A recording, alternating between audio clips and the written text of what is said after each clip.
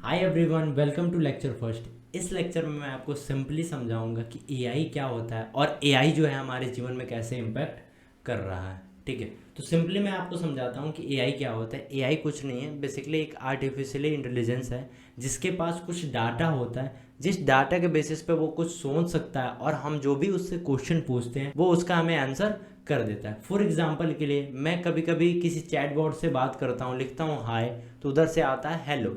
मैं उसे लिखूंगा कि कैसे हो, तो वो लिखेगा कि मैं ठीक हूँ। तो ऐसे सारे कन्वर्सेशन जो होते हैं ऑलरेडी डाटा फिट होते हैं एआई के अंदर और उसके बेसिस पे वो हमें सोच करके आंसर हमें देता है। ये होता है हमारा एआई।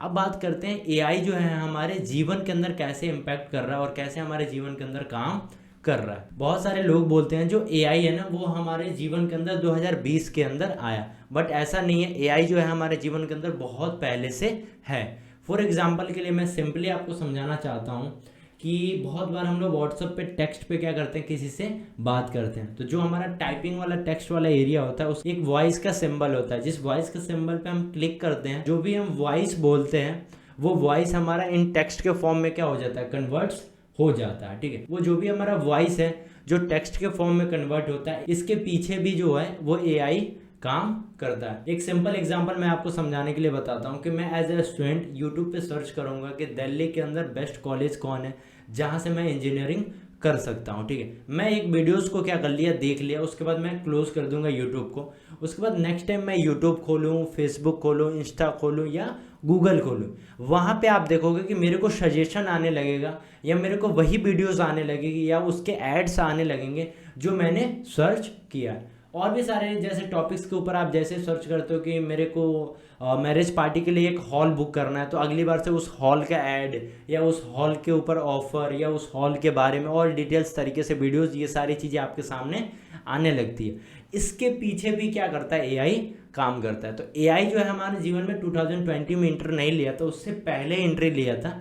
बट फर्क इतना था कि उस समय जो एआई था हमारा वो एक डिस्क्रिमिनेटिव एआई था। आज का जो हमारा एआई है वो जनरेटिव एआई है। ये बेसिकली दो एआई के क्या होते हैं, मेन टाइप्स होते हैं। एक डिस्क्रिमिनेटिव एआई होता है और एक जो होता है हमारा जनरेटिव एआई होता है। अब इसमें डिफरेंस समझाने के लिए मैं एक आपको एग्जांपल लूंगा। डिस्क्रिमिनेटिव एआई जो है वो आपको सिंपली काम करता है किसी चीज़ को अलग करने में। जैसे दो कैटेगरी के हमने प्रोडक्ट उसे दिखाया, जैसे मैंने 5 गर्ल्स और 5 बॉयज़ का फोटो दिखाया, तो मैं जब उसे फोटो दिखाऊंगा तो वो दो ही चीज़ पहचानेगा, या तो ये फोटो गर्ल्स का होगा या तो ये बॉयज़ का होगा। इसी बेस पर वो हमें क्या देगा, आंसर देगा। मैं ऐसे फोटो उसे दिखाया, वो बोलेगा ये फोटो बॉयज़ का है, तो बॉयज़ का डिटेक्ट करके और आंसर हमें दे देगा। ठीक है, दिखाएंगे फोटो गर्ल्स का है तो गर्ल्स का डिटेक्ट करके हमें आंसर गर्ल्स दे देगा। ठीक है, ऐसे हमारा डिस्क्रिमिनेटिव एआई काम करता है।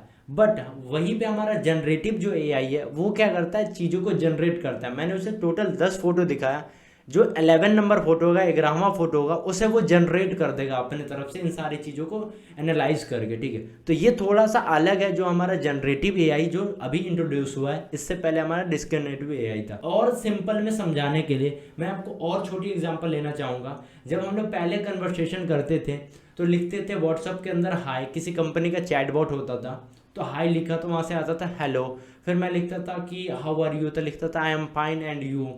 अगर मैंने ऐसा वर्ड पूछ दिया जो उसके डाटाबेस के अंदर नहीं था या उसके स्टोरेज रूम के अंदर नहीं था, तो वो उसका आंसर देगा आई कुड नॉट अंडरस्टैंड, ठीक है, please ask me another question, आप हमसे दूसरा क्वेश्चन पूछ लो। ये कहता था हमारा discriminative AI. But generative AI ऐसे काम नहीं करता। ऐसा नहीं कहता कि मेरे को ये चीज़ नहीं पता है और मैं आपको नहीं बताऊंगा, मेरे से कुछ और पूछ लीजिए। जनरेटिव एआई उसके पास जितने भी सारे डाटा हैं उस डाटा के बेसिस पर वो हमें क्या कर देता है, आंसर कर देता है। फॉर एग्जाम्पल के लिए मैं किसी कंपनी के चैटबॉट से क्या करूंगा, बात करूंगा, एआई से बात करूंगा। मैं इससे पूछूंगा कि हाय, तो बोलेगा हाय, बोलेंगे हेलो तो बोलेगा हेलो, फिर मैं बोलूंगा कि कैसे हो, मैं तुरंत हिंदी पे शिफ्ट हो जाऊंगा तो ये बोलेगा कि मैं ठीक हूँ, आप बताओ कैसे हो। जनरेटिव जो एआई होता है, जो उसके पास डाटा है उसके बेसिस पे हमें क्या करता है, जनरेट करके दे देता है। चाहे इंग्लिश हो, हिंदी हो, तमिल हो, कनाडा हो, किसी भी लैंग्वेज में अगर हम उससे बात करेंगे उस लैंग्वेज में हमें वो आंसर जनरेट करके दे देगा। ठीक है, इस पूरे कोर्स के अंदर हम लोग सीखेंगे चैट जीपीटी, जो एक हमारा जनरेटिव प्रॉम्प्ट एआई है, जो हमारा एज ए पर्सनल असिस्टेंस की तरह क्या करेगा, काम करेगा। जो भी हम इससे क्वेश्चन पूछेंगे उसका प्रॉपर तरीके से ये हमें क्या करेगा, जवाब देगा। अब हम बात करते हैं सेकंड टॉपिक के ऊपर कि एक तरफ हमारा पहले से ऑलरेडी मार्केट्स के अंदर गूगल था, दूसरा हमारा चैट जीपीटी, ठीक है। इनके बीच क्या डिफरेंस हुआ कि चैट जीपीटी जो है वो तेज़ी से आगे बढ़ गया और गूगल का कहीं ना कहीं रैंकिंग थोड़ा सा डाउन हो गया, क्योंकि गूगल भी ऑलरेडी हमें डाटा प्रोवाइड करता था। हम लोग पहले बोलते थे ना, जब हम क्लास में पढ़ते थे कि कोई भी क्वेश्चन पूछना है तो गूगल बाबा से पूछ लेते हैं। हम लोग सर्च मारते थे, इसका फॉर्मूला बता दीजिए, ये क्वेश्चन है या ये मेरा आइडिया है, तो उसके ऊपर क्या करते थे, गूगल बाबा जवाब दे देते थे। बट चैट जीपीटी इतना क्यों फेमस हो गया? क्योंकि गूगल जो बाबा थे या गूगल जो था वो एक पब्लिकली था। पब्लिकली कहने का मतलब, अगर मैंने सर्च मारा फॉर एग्जांपल मेरे को गोवा घूमने जाना है, तो वो मेरे को क्या करेगा, 5 वेबसाइट लिस्ट कर देगा गोवा के लिए कि देखो ये वेबसाइट है, इस पे जाओ, होटल वगैरह बुक कर लो और ये अच्छे अच्छे प्लेसेस है जहाँ पे आप घूम सकते हो।